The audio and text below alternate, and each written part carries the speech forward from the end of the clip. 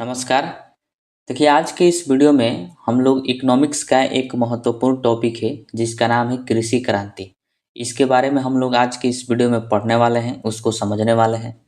इससे जो है पहले नॉर्मल प्रश्न पूछा जाता था किसी भी एग्जाम में, लेकिन आज के डेट में देखिएगा कि इससे जो है बहुत ही डीप प्रश्न पूछा जाता है। मतलब पूरे गहराई से इससे प्रश्न पूछा जाता है सभी एग्जामों में, क्योंकि आज के डेट में जो है कंपटीशन बहुत हाई है। इस वजह से नॉर्मल प्रश्न तो पूछा ही नहीं जाता। हाँ, भारी प्रश्न पूछा जाता है पूरे डीप में। तो हम लोग इस वीडियो में कृषि क्रांति को एकदम डीप में पढ़ने वाले हैं, उसको समझने वाले हैं, ताकि आपको एग्जाम में किसी प्रकार की दिक्कत ना हो। तो चलिए अब वीडियो को हम लोग शुरू करते हैं और कृषि क्रांति को समझते हैं। तो अब आइए हम कृषि क्रांति को समझते हैं। देखिए, आपको पता है कि हमारे देश जो है आदिकाल से ही कृषि पर निर्भर है। मतलब देश की अधिकांश जनसंख्या जो है वो कृषि पर निर्भर है। जितने भी कार्य किए जाते हैं वो सब कृषि से संबंधित होता है, कृषि के लिए ही किए जाते हैं भारत में कार्य। क्योंकि यहाँ की अधिकांश जनसंख्या यानी लगभग 50% से अधिक जो जनसंख्या है वो कृषि कार्य पर निर्भर है, कृषि करके ही अपना जीवन यापन करते हैं। तो ये हमारे लिए बहुत ज़रूरी हो जाता है कि कृषि क्षेत्र में हम जो है दिन पर दिन विकास करें, दिन पर दिन उमें उसमें जो है प्रगति करें। ये हमारे लिए आवश्यकता का विषय हो जाता है। तो उसी को देख रेख में हम लोग जो है समय समय पर उत्पादन बढ़ाने का प्रयास करते हैं फसलों का, ताकि जो है उत्पादन बढ़ता रहे। क्योंकि एक तरफ जनसंख्या भी बढ़ रहा है और दूसरी तरफ अगर उत्पादन न बढ़े तो भूखमरी की समस्या आ सकती है, चाहे बहुत तरह की समस्याएं जो है आ सकती है, देश का अर्थव्यवस्था भी गड़बड़ा सकता है। तो इसलिए हम कृषि क्षेत्र में समय समय पर आधुनिक तरीकों से विकास करने का प्रयास करते हैं, जिससे जो है उत्पादन बढ़े, उत्पादकता बढ़े, फसल का जो पैदावार हो वह अत्यधिक हो। उसी जब अत्यधिक होता है वही तो उसी को कृषि क्रांति के नाम से जाना जाता है। जैसे भारत में एक समय था कि गेहूं का उत्पादन अत्यधिक हुआ, तो उसको हम लोग जो है हरित क्रांति का नाम दिए। फिर जो है आगे चलकर देखा गया कि आलू का उत्पादन अधिक हुआ, क्योंकि आलू का नई नई किस्मों का बीज लेकर आए थे। उससे जो है आलू का उत्पादन बढ़ा, जिसको हम लोग गोल क्रांति के नाम से जाने। तो जब भी उत्पादन बढ़ता है तो उसी को क्रांति के नाम से जाना जाता है। फसल का उत्पादन जब बढ़ता है और उसको हम अनेक नामों से जानते हैं, जैसे हरित क्रांति, पीली क्रांति, गोल क्रांति, नीली क्रांति, श्वेत क्रांति, ऐसे क्रांतियों के नाम से जाना जाता है। ठीक है। तो देखिए, जब कृषि क्षेत्र में नई तकनीकों, बेहतर कृषि पद्धति एवं उपकरणों को शामिल करने से उत्पादन एवं उत्पादकता बहुत अधिक बढ़ने लग जाए तो उसे कृषि क्रांति कहते हैं। जब कृषि क्षेत्र में हम लोग जो नई तकनीक, नया टेक्नोलॉजी का इस्तेमाल करते हैं जिससे उत्पादन बढ़ने लगता है, बेहतर कृषि पद्धति मतलब फसलों का जो है नई नई उन्नत किस्म के बीजों का इस्तेमाल करते हैं, जैसे आलू का हो गया या फिर टमाटर, गेहूं, धान, इनका उन्नत किस्म का बीज अगर इस्तेमाल करते हैं तो उससे पैदावार जो है बढ़ने लगता है।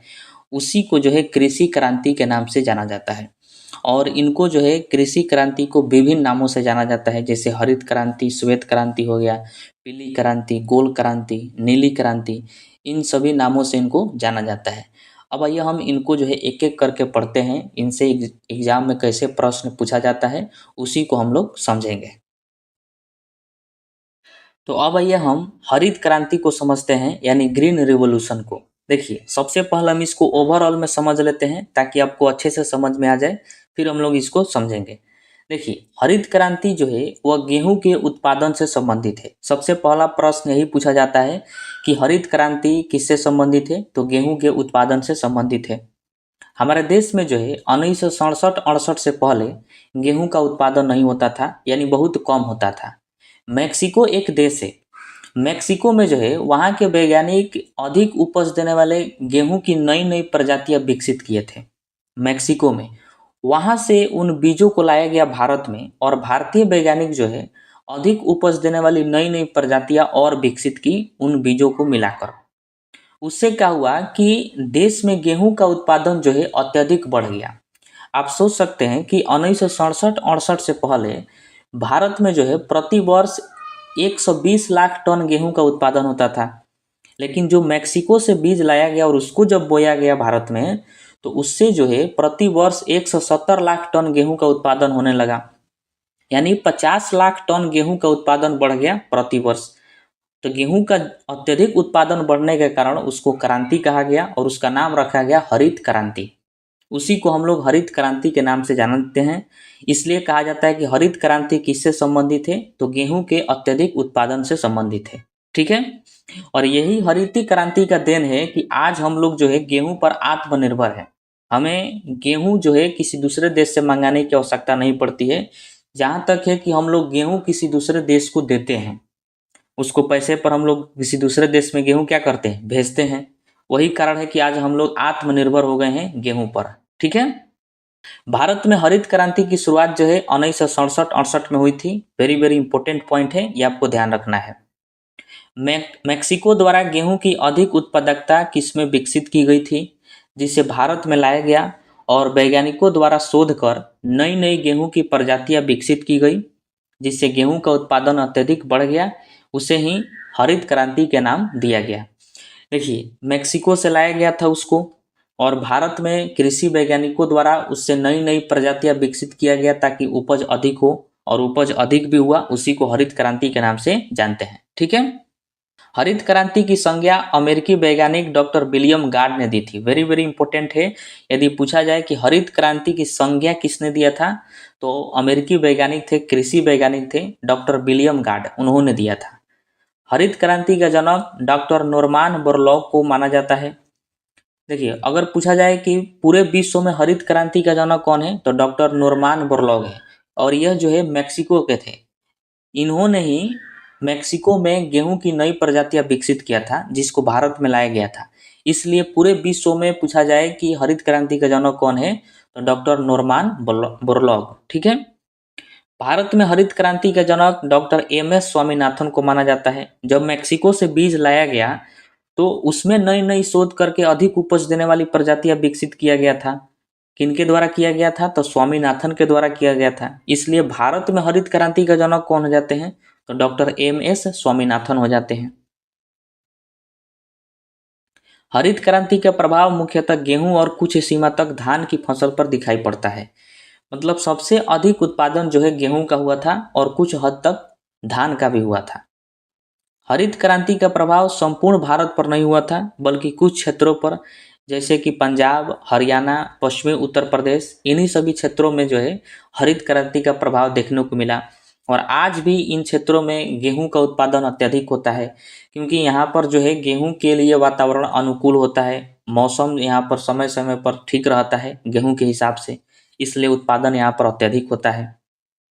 हरित क्रांति की सफलता का मुख्य कारण अधिक उपज देने वाली किस्मों का प्रयोग था, क्योंकि गेहूं के अधिक उपज देने वाली प्रजातियां किस्में जो है बोई गई थी। उस वजह से गेहूं का उत्पादन अधिक बढ़ा, जिसको हरित क्रांति के नाम से जाना जाता है। पूछा हुआ है, इसको ध्यान में रखिएगा। गेहूं तथा मक्का अनुसंधान का अंतर्राष्ट्रीय संस्थान जो है मैक्सिको में स्थित है, और उसका मुख्यालय सीमिट है। यदि आपसे पूछा जाए कि गेहूं और मक्का अनुसंधान का अंतर्राष्ट्रीय संस्थान कहाँ पर स्थित है, तो मैक्सिको में है, मैक्सिको देश है, और इसका मुख्यालय सीमिट है, जो कि मैक्सिको का ही एक शहर है। ठीक है, तो ये सारे पॉइंट आपको ध्यान रखना है, इससे अधिक आपसे एग्जाम में नहीं पूछा जा सकता। तो अब आइए हम श्वेत क्रांति यानी व्हाइट रिवॉल्यूशन को समझते हैं कि ये क्या है। देखिए, नाम से ही क्लियर है कि श्वेत क्रांति जो है यह दूध के उत्पादन से संबंधित है। दूध जो है उजला होता है, उजला को श्वेत कहते हैं, इसलिए इसको श्वेत क्रांति के नाम से जाना जाता है। यानी देश में किसी समय में दूध का उत्पादन अत्यधिक हुआ होगा, उसी को हम लोग श्वेत क्रांति के नाम से जानते हैं। श्वेत क्रांति की भारत में शुरुआत सघन पशु विकास कार्यक्रम के अंतर्गत 1964-65 में की गई थी, ताकि देश में दूध उत्पादकता को बढ़ाया जा सके। देखिए, भारत में जो है 1964-65 में एक कार्यक्रम चलाया गया, जिस कार्यक्रम का नाम रखा गया था सघन पशु विकास कार्यक्रम। इस कार्यक्रम के कारण जो है देश में दूध का उत्पादन अत्यधिक बढ़ गया 1964-65 में, और उत्पादन जब अत्यधिक बढ़ा तो उसी को श्वेत क्रांति यानी व्हाइट रेवोल्यूशन के नाम से जाना जाता है। ठीक है, तो वेरी वेरी इंपॉर्टेंट पॉइंट है, आपको ध्यान रखना है। पूछा जाएगा कि किस कार्यक्रम के द्वारा जो है श्वेत क्रांति की शुरुआत हुई थी, तो सघन पशु विकास कार्यक्रम के द्वारा 1964-65 में। ठीक है, इसकी गति और तेज करने के उद्देश्य से 1970 में ऑपरेशन फ्लड चलाया गया, जिसके सूत्रधार डॉक्टर वर्गीज कुरियन थे। देखिए, जो सघन पशु विकास कार्यक्रम था, इसको और तेज करने के लिए, इसकी गति तेज करने के लिए एक ऑपरेशन चलाया गया 1970 में। उस ऑपरेशन का नाम रखा गया ऑपरेशन फ्लड। ऑपरेशन फ्लड के द्वारा जो है ग्रामीण क्षेत्रों में जो किसान हैं, जो गाय भैंस पशु पालते थे, उनको जागरूक किया गया, उनको दूध का उचित दाम दिया गया, उनको शिक्षा दिया गया कि पशुओं को कैसे रखा जाए, पशुओं को किस प्रकार का चारा जो है उनको खिलाया जाए, कैसे उनको व्यवस्थित किया जाए ताकि दूध का उनका उत्पादन जो है बढ़े। मतलब ग्रामीण किसानों को इस माध्यम से इसको शिक्षित किया गया, ग्रामीण किसानों को उनको उचित दाम दिया गया ताकि दूध का उत्पादन जो है बढ़े। उसी को ऑपरेशन फ्लड कहा जाता है।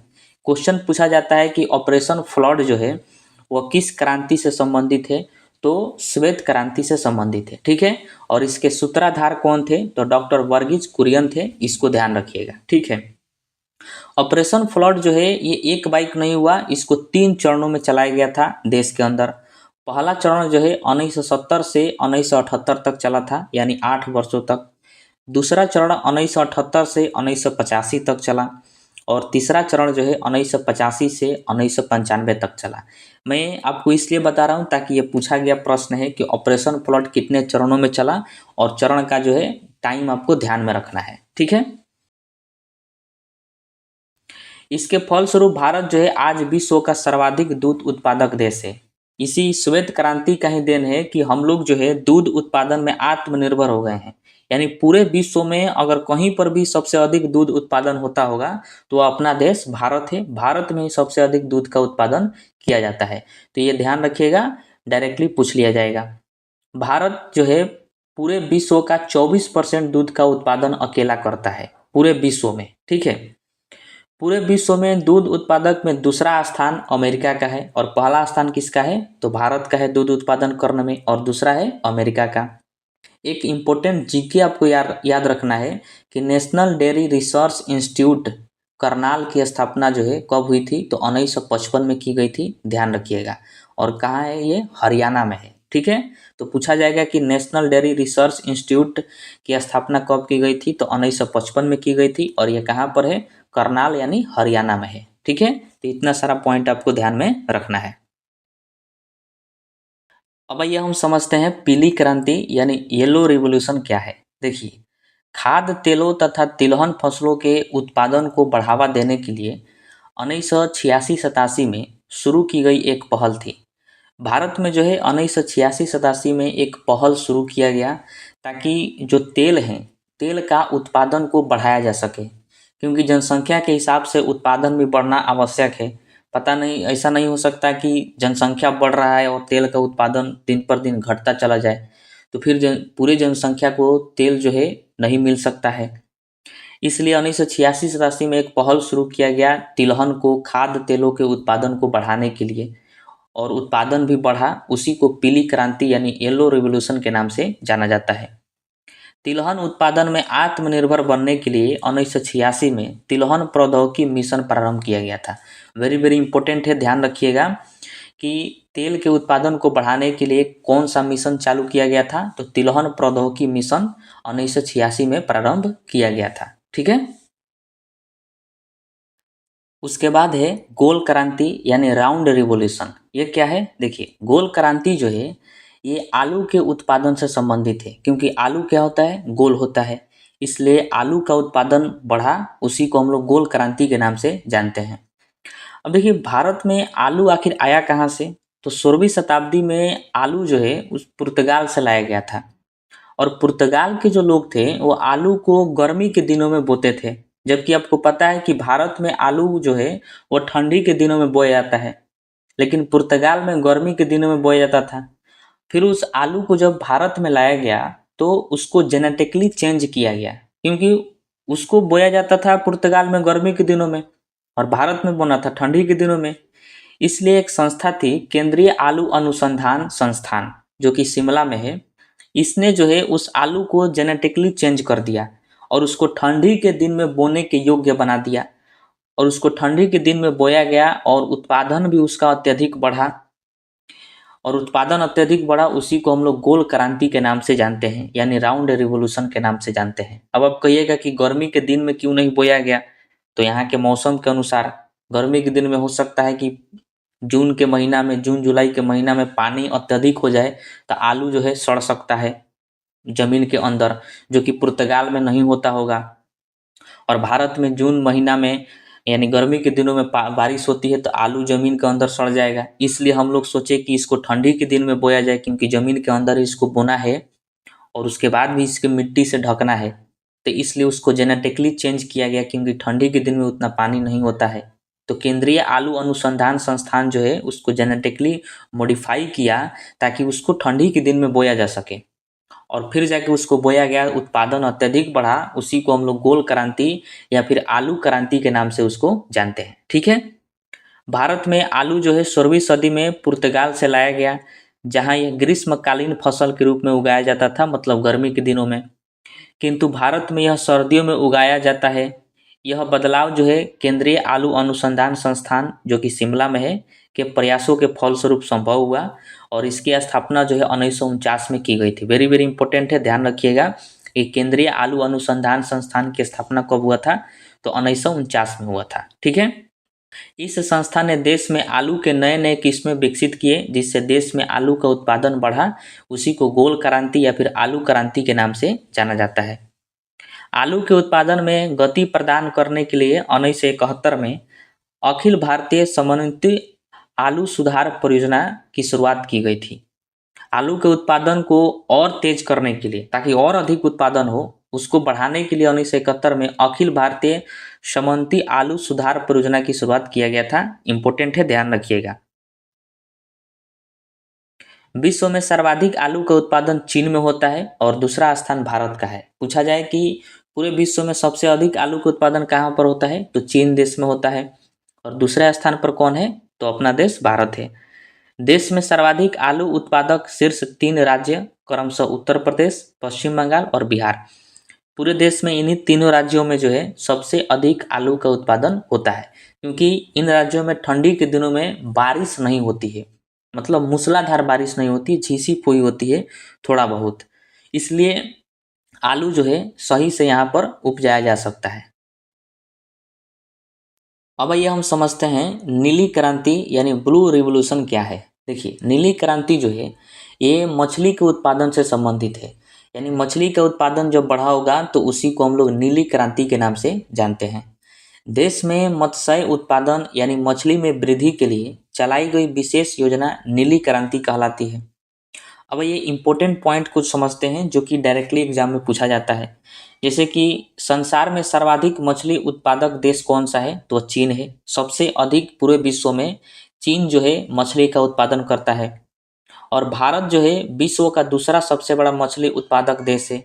दूसरे नंबर पर भारत आता है और पहले नंबर पर चीन आता है। भारत जो है दूसरा सबसे बड़ा एक्वाकल्चर राष्ट्र भी बन गया है। एक्वाकल्चर का मतलब होता है कि पानी में जितने तरह के जीव होते हैं, जैसे मछली, झींगा, शंख, पौधे हो गए, इन सब के उत्पादन को करना जो है एक्वाकल्चर कहलाता है। तो भारत एक्वाकल्चर में भी दूसरा राष्ट्र है और मछली उत्पादन में भी दूसरा राष्ट्र है, और दोनों में चीन पहला है। मछली उत्पादन पूरे विश्व में सबसे ज़्यादा चीन में होता है, और एक्वाकल्चर भी राष्ट्र सबसे पहला चीन है। ठीक है। ताजे जल की मछली उत्पादन में भी भारत चीन के बाद द्वितीय स्थान पर है, मतलब पहले स्थान पर चीन है और द्वितीय स्थान पर भारत है ताजे जल की मछली उत्पादन में। ठीक है। देश के समग्र मछली उत्पादन में शीर्षस्थ राज्य जो है क्रमशः आंध्र प्रदेश, पश्चिम बंगाल, उड़ीसा, उत्तर प्रदेश और गुजरात का है। मतलब भारत के इन सभी राज्यों में मछली का जो है सबसे ज़्यादा उत्पादन होता है पूरे भारत में। आंध्र प्रदेश में, पश्चिम बंगाल में, उड़ीसा में, उत्तर प्रदेश में और गुजरात में। ठीक है। अब आइए हम समझते हैं गुलाबी क्रांति यानी पिंक रिवॉल्यूशन। देखिए, गुलाबी क्रांति जो है ये झींगा मछली के उत्पादन से संबंधित है और उसके साथ साथ प्याज के उत्पादन से भी संबंधित है। वेरी वेरी इंपॉर्टेंट पॉइंट है, आपको ध्यान रखना है। यदि पूछा जाए कि गुलाबी क्रांति किससे संबंधित है, तो हो सकता है झींगा के उत्पादन से संबंधित है, ये ऑप्शन दे दे, या फिर प्याज उत्पादन से संबंधित है। दोनों में से कोई एक दे सकता है। क्योंकि देखिए भारत जो है वो झींगा मछली का निर्यात सबसे अधिक करता है। मतलब झींगा मछली दूसरे देशों में सबसे अधिक भेजता है कौन? भारत भेजता है।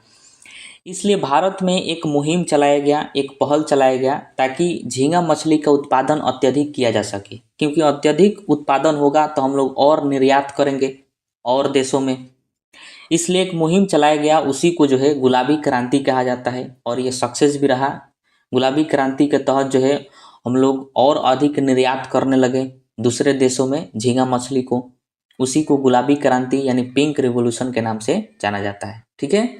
भारत संसार का सबसे बड़ा झींगा मछली निर्यातक राष्ट्र है।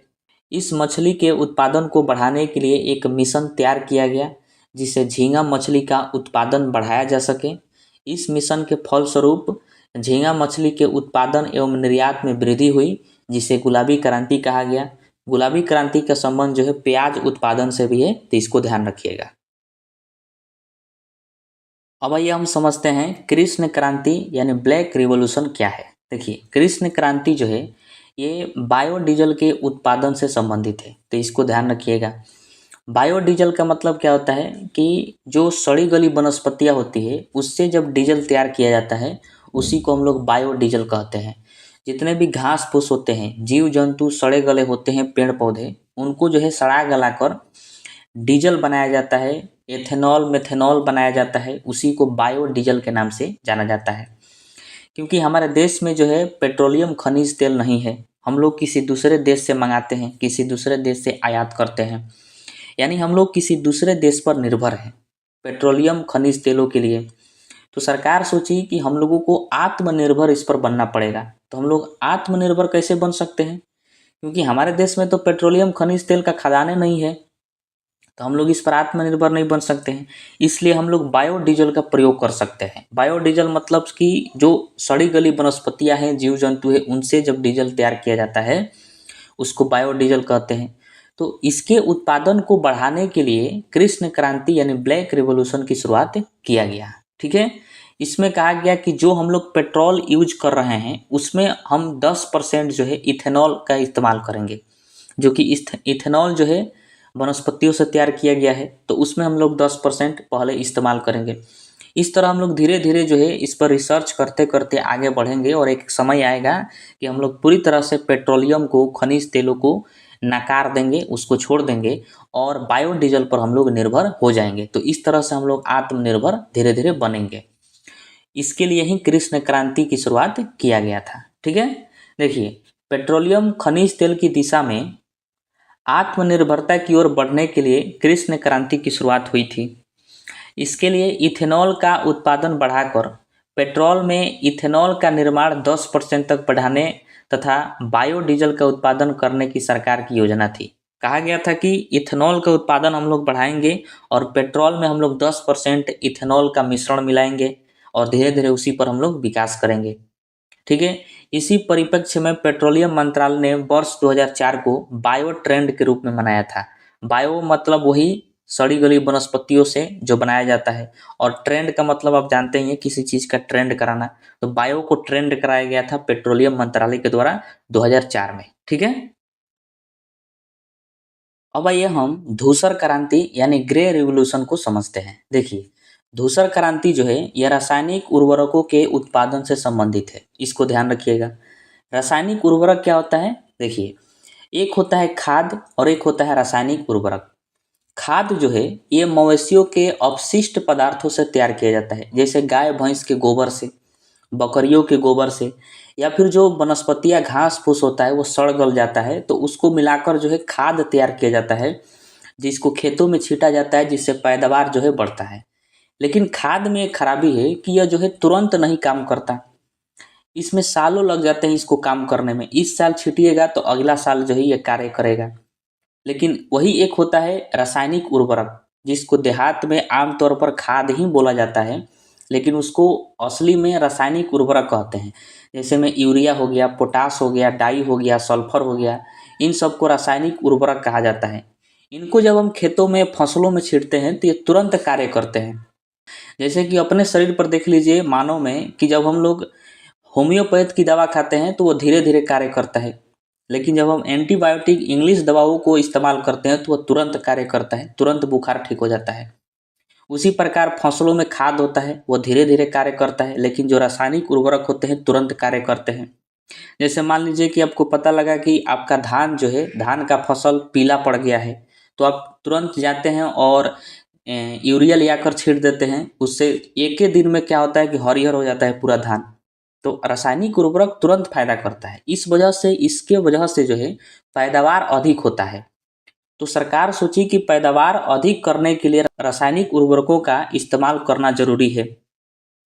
तो रासायनिक उर्वरकों के उत्पादन को और उपभोग को बढ़ाने के लिए 1964 में जो है बहुत अधिक प्रयास किए गए, सघन प्रयास किए गए।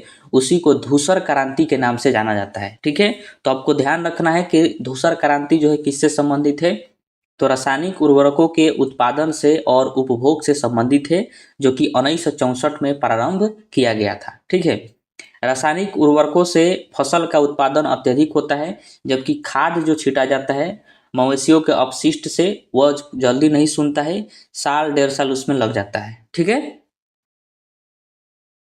उसके बाद है रजत क्रांति। देखिए, रजत क्रांति जो है ये अंडा के उत्पादन से संबंधित है, ताकि देश में अंडा का उत्पादन अत्यधिक किया जा सके, यानी इस क्षेत्र में हम लोग आत्मनिर्भर बन सके। इसके लिए एक क्रांति की शुरुआत की गई, जिसको रजत क्रांति के नाम से जाना जाता है। क्योंकि अंडा जो है वह ठंडी के दिनों में ज़्यादा इस्तेमाल किया जाता है, ताकि शरीर को गर्म रखा जा सके। इसके लिए एक क्रांति की शुरुआत हुई, उसी को रजत क्रांति कहते हैं। इसके लिए देखा गया है कि भारत में जो मुर्गियां हैं, वो एक मुर्गी प्रति वर्ष जो है 65 से 70 अंडा ही दे सकती है। लेकिन जो अमेरिका की उन्नत नस्ल की मुर्गियां हैं, वह एक वर्ष में एक मुर्गी 295 से अधिक अंडा दे सकती है। तो अमेरिका के ही उन्नत नस्ल की मुर्गियों को भारत में लाया गया और उसको पाला गया, और उससे जो है अंडा का उत्पादन अत्यधिक बढ़ा। उसी को रजत क्रांति के नाम से जाना जाता है। ठीक है, देश में अंडा उत्पादन एवं मुर्गियों के उत्पादकता में सुधार हेतु सघन प्रयास किए गए, जिसे रजत क्रांति कहते हैं। इसमें सुधार करने के लिए देश में 5 फर्म बनाए गए: बंगलुरु, मुंबई, भुवनेश्वर, दिल्ली एवं शिमला। और वहाँ यूएसए की उन्नत नस्ल की मुर्गियों को पाला गया। जो अमेरिका से उन्नत नस्ल की मुर्गियों को लाया गया था, वह देश में 5 फर्म बनाया गया था: बंगलुरु में, मुंबई में, भुवनेश्वर में, दिल्ली में और शिमला में। और इन 5 फर्म में अमेरिका की उन्नत नस्ल की मुर्गियों को पाला गया था, जिससे अंडा का उत्पादन अत्यधिक बढ़ा। उसी को रजत क्रांति के नाम से जाना जाता है। ठीक है, एक पूछा जाता है सुनहरी क्रांति यानी गोल्डन रिवॉल्यूशन। देखिए, सुनहरी क्रांति का संबंध जो है बागवानी उत्पाद में समग्र वृद्धि से है। मतलब बागवानी के उत्पादन में वृद्धि से है, विशेषकर सेब के उत्पादन में, कि सेब का उत्पादन अत्यधिक बढ़े। उसके लिए जो है सुनहरी क्रांति यानी गोल्डन रिवॉल्यूशन की शुरुआत किया गया था। ठीक है, उसके बाद है इंद्रधनुष क्रांति यानी rainbow revolution. Very very important है, ध्यान से देखिएगा। जुलाई 2000 ईस्वी में नई राष्ट्रीय कृषि नीति की घोषणा किया गया था। मतलब 2000 में नई राष्ट्रीय कृषि नीति बनाया गया था, और उसमें कहा गया था कि अब तक जितनी भी कृषि क्रांतियाँ हुई है, जैसे कि हरित क्रांति, श्वेत क्रांति, पीली क्रांति, सुनहरी क्रांति, रजत क्रांति, इन सभी क्रांतियों को जो है एक साथ लेकर चलने का प्रयास किया गया था। मतलब इन सभी क्रांतियों को एक साथ लेकर चलने के लिए एक क्रांति का विकास किया गया, एक क्रांति चलाया गया। उसी को इंद्रधनुष क्रांति कहा जाता है, क्योंकि इंद्रधनुष में जो है 7 रंग होता है। तो सतरंगी विकास करने के लिए सभी क्रांतियों को, जो कृषि क्रांति हुए थे, उन सबको एक साथ लेकर चलने के लिए, सब पर एक साथ काम करने के लिए 2000 से इसके लिए भी एक क्रांति बनाया गया। उसी को इंद्रधनुष क्रांति के नाम से जाना जाता है। ठीक है, जुलाई 2000 में नई राष्ट्रीय कृषि नीति की घोषणा की गई। नई कृषि नीति का वर्णन इंद्रधनुष क्रांति के रूप में किया गया है, जिसमें सभी प्रत्यक्ष या अप्रत्यक्ष रूप से देश में कृषि क्षेत्र में आई विभिन्न क्रांतियाँ यथा हरित क्रांति, श्वेत क्रांति, पीली क्रांति, नीली क्रांति, लाल, सुनहरी, गुलाबी, भूरी, धूसर, रजत एवं खाद्यान्न श्रृंखला क्रांति को एक साथ लेकर चलना होगा। इसी को जो है इंद्रधनुष यानी सतरंगी क्रांति कहा गया है। ठीक है, तो इसको ध्यान रखिएगा। देखिए, शुरू में ही आप पढ़े हरित क्रांति, तो अब जो है दूसरी हरित क्रांति की पहल किया गया है, मतलब दूसरी हरित क्रांति की शुरुआत किया गया है 2006 से। देखिए, कृषि उत्पादों को 2015 तक दुगुना करने का लक्ष्य था। जो कृषि उत्पाद है उनको 2015 तक जो है दुगुना करने का लक्ष्य बनाया गया था कि जितने भी कृषि उत्पाद है उनको दुगुना करना है। इसके लिए जो है 13 अप्रैल 2006 से उपयुक्त उद्देश्यों और दृष्टियों के साथ इस कार्यक्रम को शुरू किया गया। मतलब दूसरी हरित क्रांति की शुरुआत जो है 13 अप्रैल 2006 से किया गया। वेरी वेरी इंपॉर्टेंट है, आपको ध्यान रखना है। अगर पूछा जाए क्यों किया गया, तो इसका लक्ष्य था कि जो कृषि उत्पाद हैं उनको 2015 तक दुगुना कर देना है। इसलिए 13 अप्रैल 2006 को दूसरी हरित क्रांति की शुरुआत किया गया था। ठीक है। इस नवीकरण कार्यक्रम में रचनात्मक सुधार के तहत 6 बिंदु मुख्य थे। मतलब क्या क्या ऐसे किया जाए ताकि जो कृषि उत्पाद है वो दुगुना हो जाए। इसके लिए जो है 6 बिंदु निर्धारित किया गया था और इसको ध्यान में रखना है। हो सकता है आपसे ऑब्जेक्टिव में जो इससे पूछा जा सकता है। जैसे पहला था कि मिट्टी के स्वास्थ्य में सुधार। मतलब मिट्टी के स्वास्थ्य को सुधार करना था, मिट्टी बढ़िया करना था ताकि फसल का उत्पादन अत्यधिक हो, तभी तो उत्पादन दुगुना हो सकता है। उसके बाद सिंचाई जल के विकास एवं कुशल उपभोग पर रणनीति। मतलब सिंचाई कैसे किया जाए, उसका विकास कैसे किया जाए, उस पर रणनीति तैयार करना। लघु एवं सीमांत किसानों के जीवन निर्वहन हेतु कार्यक्रम। उनका जीवन जब अच्छा नहीं रहेगा तो वो किसानी ही नहीं कर सकते हैं, अच्छे से उत्पादन नहीं कर सकते हैं। ऋण एवं बीमा संबंधित कार्यक्रम, उनको लोन देना ताकि वो उत्पादन अत्यधिक कर सकें, तभी तो कृषि उत्पाद जो है दुगुना हो सकता है। उसके बाद हार्वेस्ट तकनीक का विकास करना। हार्वेस्ट का मतलब होता है कि अनाजों को काटना, जो है खेतों से काटना हार्वेस्टिंग कहलाता है। तो उस तकनीक को विकास करना, जैसे पहले लोग हाथ से काटते हैं, मशीन आ गई है, तो उस तकनीक को विकास करना ताकि उत्पादन बढ़े। उसके बाद उत्पादन आधारित किसान सुलभ विपणन व्यवस्था का विकास करना। मतलब उत्पादन से संबंधित जो भी व्यवस्था है उसको विकास करना। ये सब जो है 6 बिंदु निर्धारित किए गए थे दूसरी हरित क्रांति में, जो पहल किया गया था 13 अप्रैल 2006 से। तो इन सभी को आपको ध्यान में रखना है। ठीक है। अब आइए हम समझते हैं सबसे लास्ट सदाबहार क्रांति। देखिए, सदाबहार क्रांति क्या है। जो भारत में हरित क्रांति के जनक थे डॉक्टर एम एस स्वामीनाथन, उन्होंने जो है सदाबहार क्रांति की शुरुआत की थी। 2006 में कोयम्बटूर में एक संबोधन में कहा था कि अब भारत को जो है हरित क्रांति की सफलता के बाद एवरग्रीन रेवोल्यूशन की ओर आगे बढ़ना चाहिए। एवरग्रीन रेवोल्यूशन क्या होता है कि पर्यावरण को बिना नुकसान पहुंचाए कृषि के उत्पाद में वृद्धि कर देना, दोगुना वृद्धि करना, उसी को एवरग्रीन रेवोल्यूशन कहा जाता है। यानी पर्यावरण को किसी तरह का नुकसान भी ना हो और जो फसल का उत्पादन है वह दुगुना बढ़ जाए, कृषि उत्पाद दुगुना बढ़ जाए, उसी को एवरग्रीन रेवोल्यूशन के नाम से जाना जाता है। तो इसकी शुरुआत यानी सदाबहार क्रांति की शुरुआत जो है डॉक्टर एम एस स्वामीनाथन के द्वारा किया गया था 2006 में। ठीक है, तो इसको ध्यान रखिएगा। हरित क्रांति की सफलता के पश्चात भारत को अब एवरग्रीन रेवोल्यूशन की ओर बढ़ना है ताकि देश के सालाना खाद्यान्न उत्पादन को मौजूदा स्तर से दोगुना करके 420 मिलियन टन किया जा सके। मतलब दोगुना करके कितना करना है, 420 मिलियन टन, ये बात उन्होंने कहा। यह विचार प्रमुख कृषि वैज्ञानिक व किसानों पर राष्ट्रीय आयोग के अध्यक्ष एम एस स्वामीनाथन ने 25 जनवरी 2006 को कोयम्बटूर में एक व्याख्यान में व्यक्त किया था। इन्होंने यह बात कब कहा था, तो 25 जनवरी 2006 को कहा था कोयम्बटूर में। ठीक है। इसके लिए विज्ञान की सर्वश्रेष्ठ तकनीकों के इस्तेमाल व ऑर्गेनिक फार्मिंग में शोध को बढ़ावा देने पर उन्होंने बल दिया था। मतलब उन्होंने कहा था कि ऑर्गेनिक फार्मिंग में, मतलब ऑर्गेनिक खादों का इस्तेमाल किया जाए, ऑर्गेनिक तरीकों का इस्तेमाल किया जाए कृषि को दुगुना करने के लिए, कृषि उत्पादों को दुगुना करने के लिए। मिट्टी के स्वास्थ्य का उन्नयन करने, मिट्टी की देखरेख करना, उसकी स्वास्थ्य की जांच करना, लैब टू लैंड प्रदर्शनों को बढ़ावा देने, रेन वाटर हार्वेस्टिंग को अनिवार्य बनाने।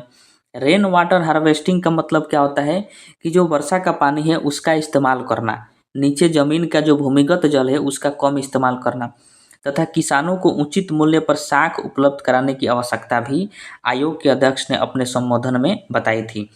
देखिए, उचित मूल्य पर साख उपलब्ध कराना मतलब किसानों को कम ऋण पर जो है उनको लोन मुहैया कराना, ये बात भी उन्होंने कहा था।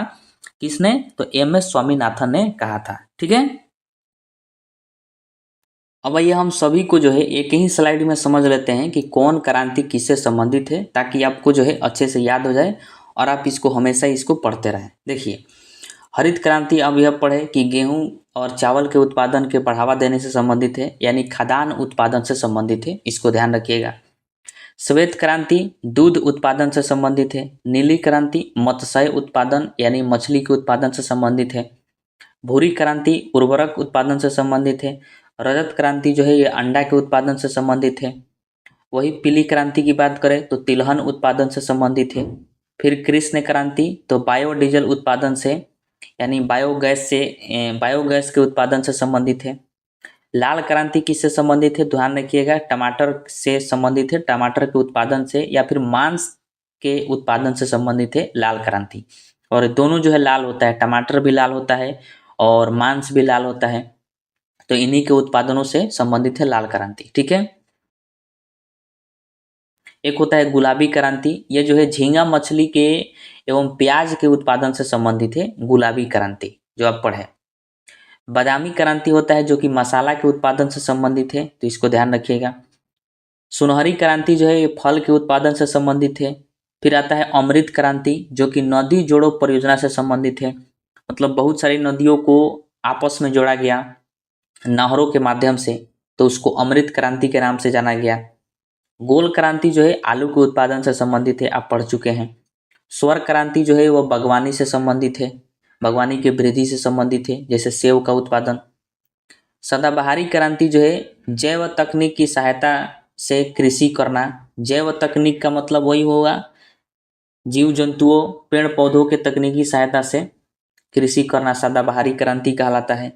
गोल्डन फाइबर क्रांति यह जूट के उत्पादन से संबंधित है, इसको ध्यान रखिएगा। जूट जो है जैसे जूट का बोरा बनता है, आलू का बोरा खरीदिएगा तो बहुत मोटा होता है, उसी को भूरा टाइप का होता है, तो उसको जूट कहा जाता है, तो वो गोल्डन फाइबर क्रांति से संबंधित है। सिल्वर फाइबर क्रांति जो है ये कपास के उत्पादन से संबंधित है, कपास जिसको कॉटन कहा जाता है, सूती वस्त्र बनता है उससे, तो कपास उत्पादन से संबंधित है सिल्वर फाइबर क्रांति। ठीक है। तो ये सभी क्रांतियाँ जो है भारत में हुई है और इनसे सभी संबंधित हम लोग देख लिए, तो इनको ध्यान रखिएगा, एक ही स्लाइड में है, ये आपको अच्छे से याद हो जाएंगे। ठीक है।